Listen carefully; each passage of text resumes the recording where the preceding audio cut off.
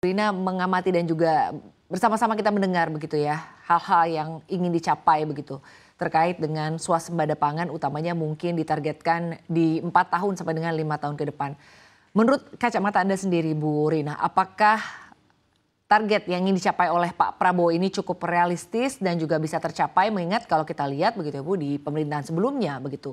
Untuk bisa swasembada pangan ini sudah banyak sekali program-program yang dijalankan begitu ya, program-program yang diterbitkan tapi ternyata tidak bisa berjalan maksimal. Bagaimana juga tanggapan Anda terkait hal ini? Iya, kalau saya melihat dari sisi kebijakan yang akan diambil oleh presiden sekarang ini, pemerintahan sekarang ini merupakan langkah strategis yang bisa diambil sekarang melihat kita kondisinya ya.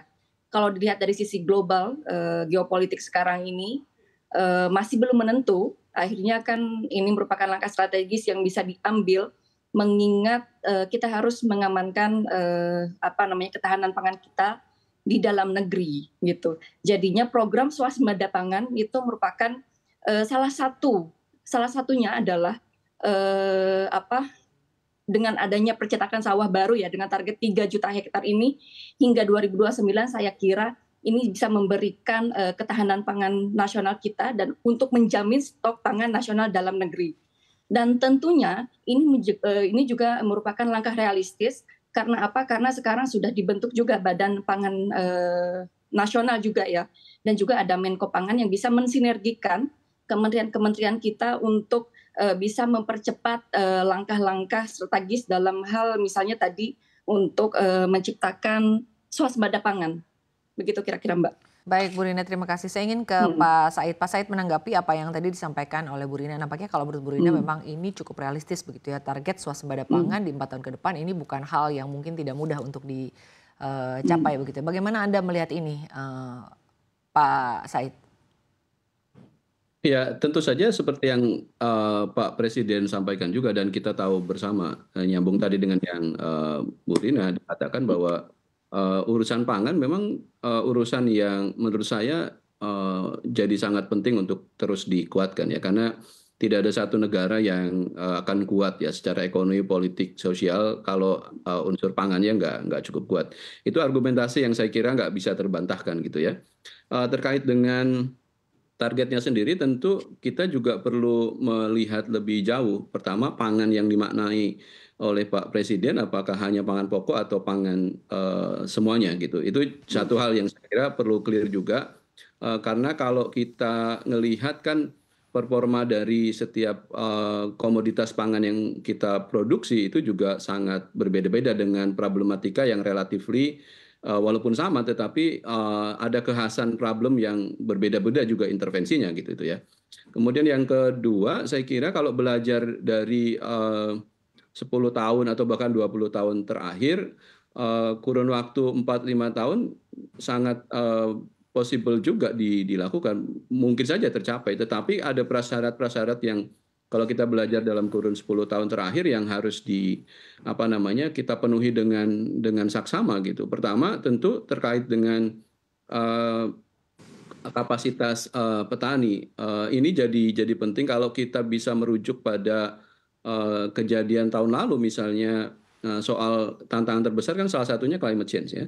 Perubahan iklim itu di luar kontrol kita. Yang perlu kita lakukan kan membangun satu daya lenting, daya adaptasi yang kuat, dan di sini ruang tidak hanya dukungan infrastruktur saya kira tetapi juga dukungan penguatan kapasitas adaptasi petani. Nah, balik lagi pertanyaan, kita sudah siap nggak dengan itu gitu.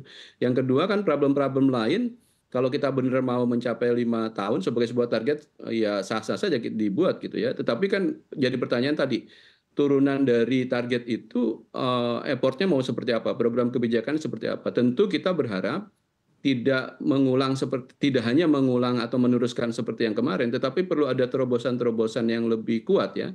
Tadi soal tantangan di climate change, soal konversi lahan gitu ya. Basis kalau kita mau bicara pangannya spesifik di padi atau beras gitu ya. Kan sampai sekarang lebih dari 50% masih ada di Jawa gitu. Pilihannya bagi saya bisa dua. Tadi kalau ada target memperluas area lahan pertanian padi misalnya di luar Jawa, tapi jangan lupa juga basis sampai hari ini basis produksi kita di Jawa, dan kondisinya tidak baik juga. Satu, misalnya konversi terus terjadi kan, baik itu secara alamiah maupun karena ada program pembangunan gitu ya. Ini satu hal yang perlu kita lihat juga kalau betul-betul mau ke sana. Tentu kan kalau mau membuka area pertanian di luar Jawa butuh waktu. Dan yang kedua, selama ini pengalaman kita belum ada yang 100% berhasil. Bahkan kalau sebagian kajian termasuk di kami misalnya program-program perluasan lahan pertanian di luar Jawa dalam hal ini pertanian padi itu lebih banyak gagalnya. Nah ini kan tentu juga jadi satu pengingat kalau betul-betul kita mau mendorong target pencapaian swasembada dalam 5 tahun. Nah satu lagi saya kira jangan lupa juga ketika kita menargetkan swasembada pangan dalam hal ini misalnya tanaman pangan pokok ya padi gitu.